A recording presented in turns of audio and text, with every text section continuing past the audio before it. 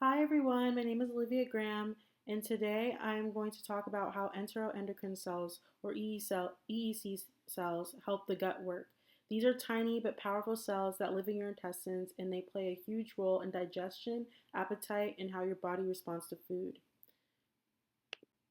Before we get into the details, it's important to understand why the gut is such a big deal. When we eat, the gut breaks our food down into nutrients, and those nutrients fuel every single thing our body does, our movement, our thinking, and all of our cells.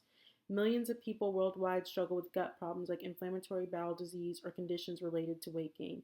A lot of these issues connect back to how well the gut is functioning. So keeping the gut healthy is really important for overall health.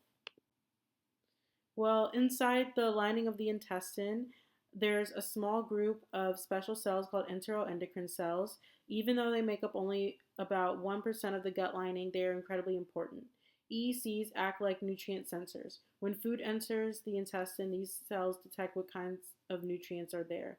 They then release hormones, which are chemical messages that tell the rest of the body what's going on. These hormones help control things like hunger, how the gut moves food, along how nutrients get absorbed, and even how full we feel after eating. So, even though they're rare, they have a big impact. EC cells release more than 20 different hormones, and each one does something slightly different. For example, GLP-1 tells the body that you're full, PYY also reduces appetite, CCK helps digest fats and proteins, serotonin, at least the serotonin made in the gut, helps the intestines move food along, and GLP-2 helps the gut absorb nutrients. These hormones don't usually enter the brain directly, but they communicate with the or enter the brain directly because of the blood-brain barrier, but they communicate with the brain through nerves, especially the vagus nerve.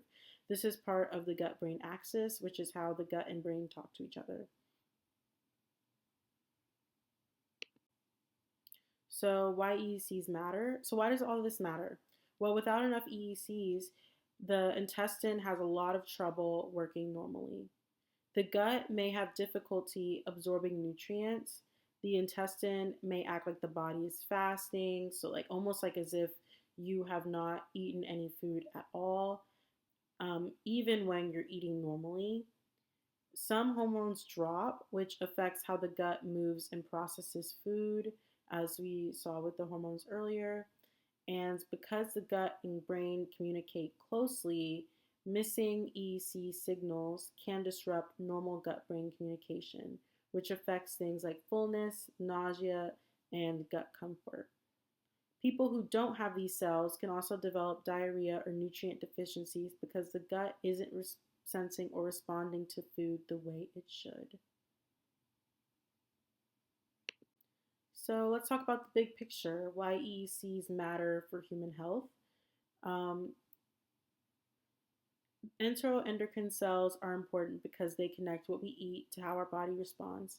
Their hormones help regulate hunger, digestion, blood, sugar, gut movement, and overall metabolism.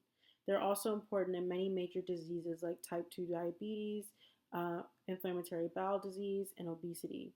Some medications, like GLP-1 drugs, actually work by mimicking EEC hormones.